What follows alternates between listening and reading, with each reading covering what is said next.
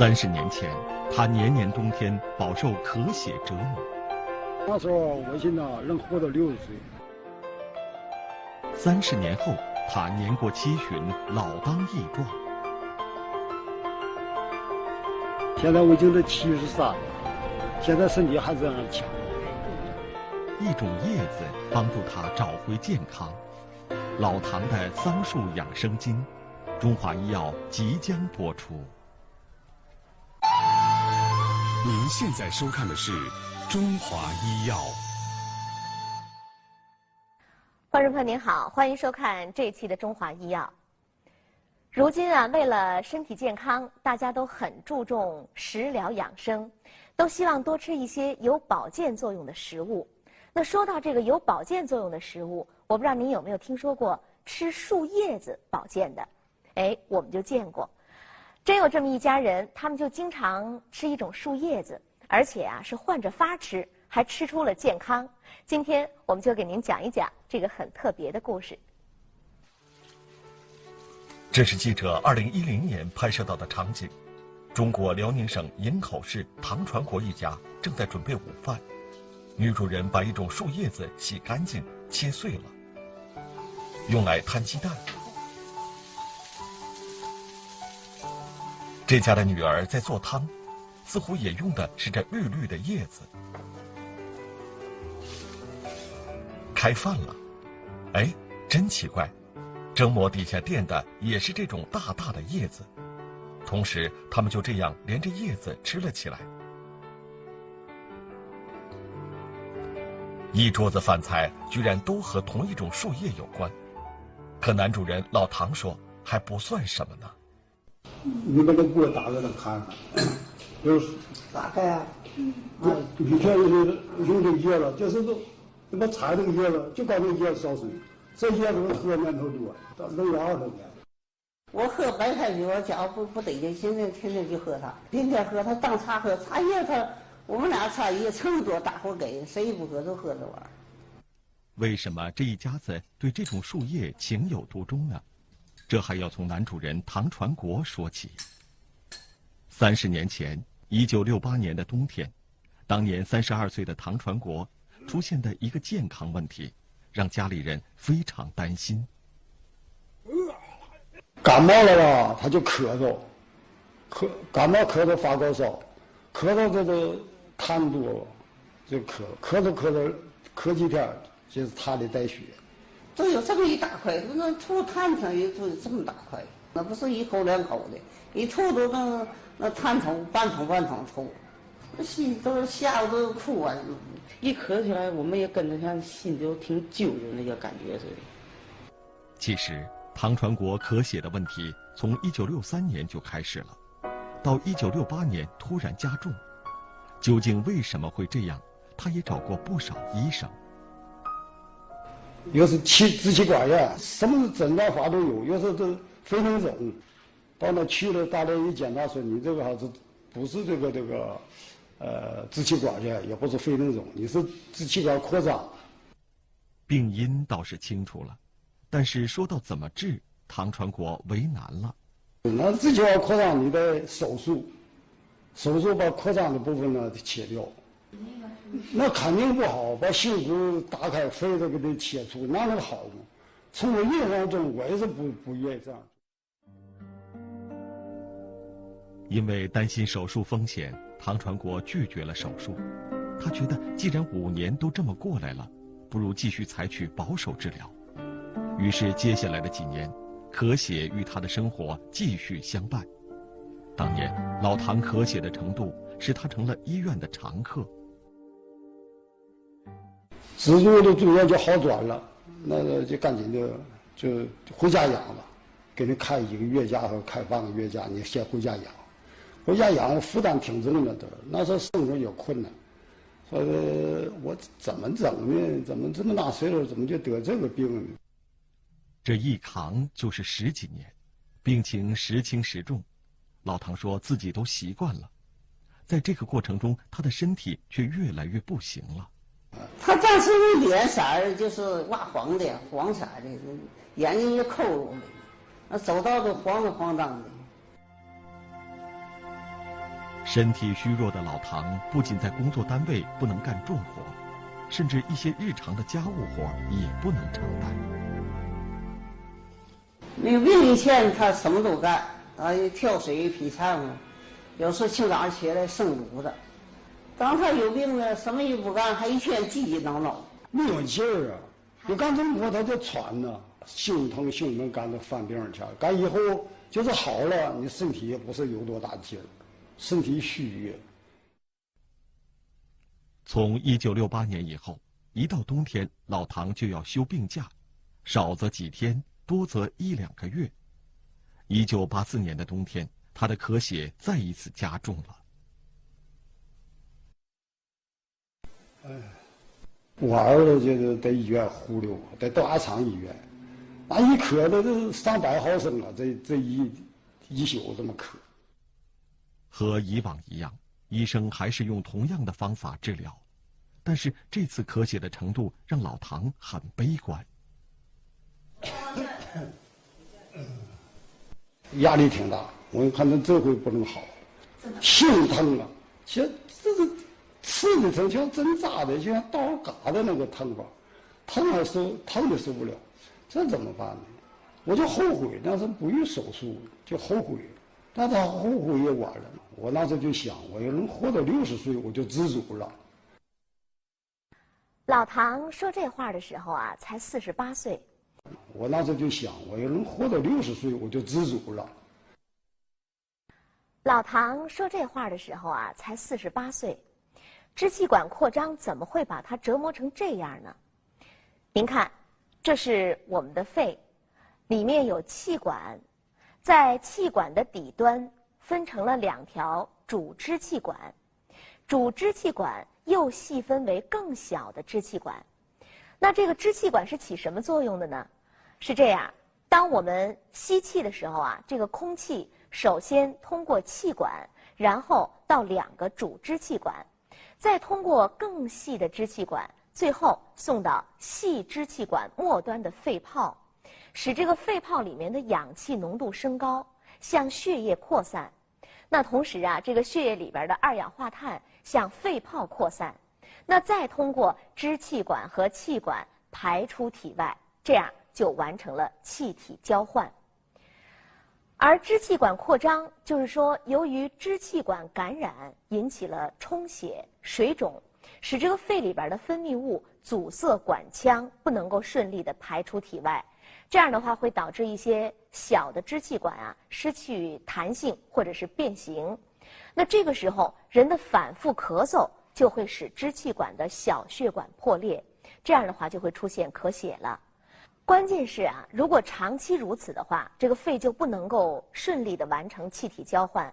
那么这样一来呢，就会使血液里边的氧气含量降低，就会出现胸闷，而且人的整个身体的状况啊都会因此而受到影响。那如果进一步发展下去的话，还会导致肺源性心脏病。老唐因为担心风险拒绝了手术，可是用保守的疗法似乎效果并不是很好。可是现在我们看到的老唐，从外表上看啊，挺硬朗的，完全找不到身体虚弱的影子。他说，这就要说到那种树叶子了。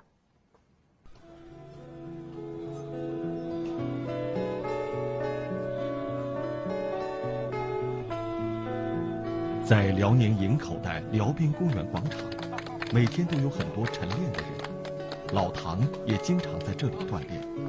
他在健身器上能做出一系列高难动作，常常赢得周围人的掌声。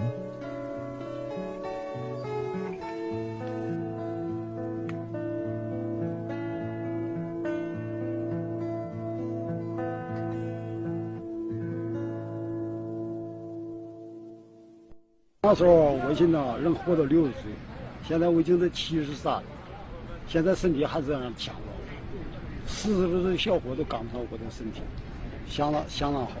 那您是跟这么多年锻炼有关系吗？锻炼是一方面，主要是我喝这个，用这个液，喝这个水，我每天锻炼都白的，在家里我也当茶饮。我们发现老唐杯子里泡的叶子果然和我们在餐桌上看到的叶子一样。他说自己现在身体这么好，跟这叶子有很大关系。老唐告诉我们，这还要从1984年冬天他住院时，很偶然地看到一本书说起。有一个那个病友，他就是拿这个《本草纲要》哈，他就看，我看看也什么，是那中药书都有说的。我一发现那个桑叶能治肺，能这个治这个肺叶咳血。我看这个方法，哎呀，这能治咳血，吃咳血的药哈，治血药我都看，这玩意儿不花钱还不贵。桑叶能治咳血，这让老唐眼前一亮。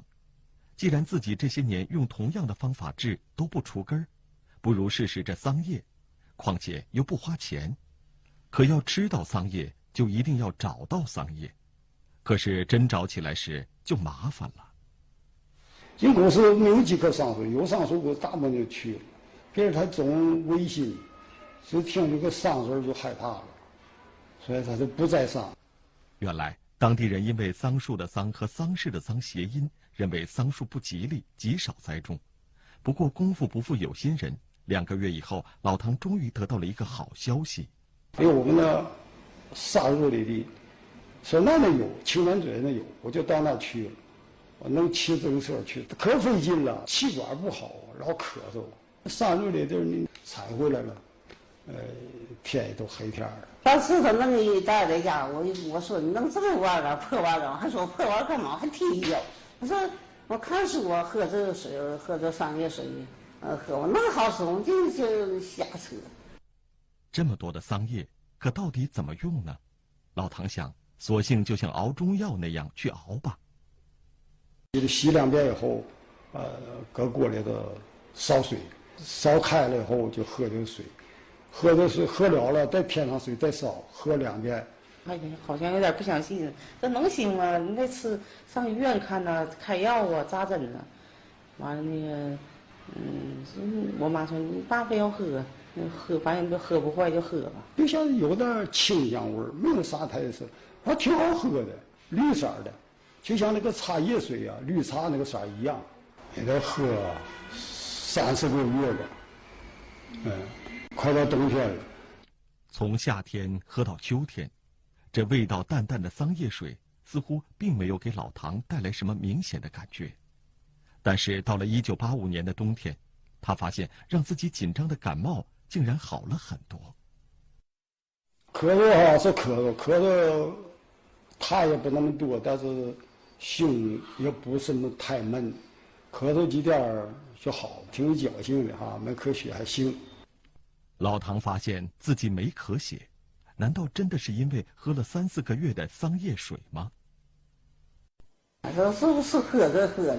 我说那已经骗人，喝什么喝那个？我说我就不骗人的，我还说的跟他俩犟。虽说还不确定是不是桑叶水的功劳，但第2年夏天，老唐又采了很多桑叶，继续煮水喝。大热天时就总喝，冬天没有就弄那个湿的晾上，完了冬天喝干的，夏天喝湿的。哪年都喝，有多有少。刚到第2年、第3年，我也不科学了哈。我感觉这几天不科学哈，是不是桑树起的作用呢？我对这方面哈挺有信心的。就这样，从1984年到1986年，老唐连续喝了3年的桑叶水。他发现折磨了自己20多年的咳血，竟然就这样不知不觉的好了，而家里人也感觉到了他的变化。什么天我是记不，我就看到一点的颜色变过，身上也有劲儿了，也能干活了。我说这玩意儿可能是好使唤。完在家自己出去散步、走步，天天早晨晚上，就反正就一天比一天好，一天比一天好。不科学了，我就精神上的就解放了，对这个就没有什么负担了，干什么工作也挺这个心情愉快，上下班来家的心情都愉快。真是不可思议哈！老唐20多年的咳血，竟然被这桑叶不知不觉地给治好了。这听上去啊似乎很神，那这里边有什么门道吗？我们还是先来说一说老糖的病因吧。中医认为啊，像老糖这样的咳血啊，是由于肺的络脉受损所造成的。那中医讲，肺为焦脏，不耐寒热，肺喜欢滋润，讨厌干燥，所以啊，当外感风热燥邪的时候，就会损伤，会失去清肃的状态。那肺的络脉受损了之后，中医讲血热妄行，于是就会血溢脉外，造成咳血。而这个桑叶呢，您看我手里边拿着的这个就是桑叶，它来源于在中国有3000年种植史的桑树。这个桑叶呀，性味苦寒，是归肺经肝经的，是很常用的中药。比如说治疗吐血的独胜散，还有大家更熟悉一些的，像治疗感冒的桑菊饮。另外呢，还有防止少白头的桑麻丸等等啊，都会用到这个桑叶。那由于作用独特，所以这个桑叶啊，又被古人称之为神仙叶。特别是中医认为它能够清热润肺，把肺里的热邪赶走，使肺恢复清肃的状态。那您想想看，老唐坚持喝这个桑叶水好多年了，肯定是有利于清除肺热，恢复肺里受损的络脉的。那这对于治疗他的咳血啊，自然是大有好处的。体会到桑叶水的好处之后，不仅老唐离不开叶子，现在连当年反对的老伴儿也离不开了。这个叶都吃了，叶哈吃完了通便好，就吃叶，没有菜的时候就摘一把。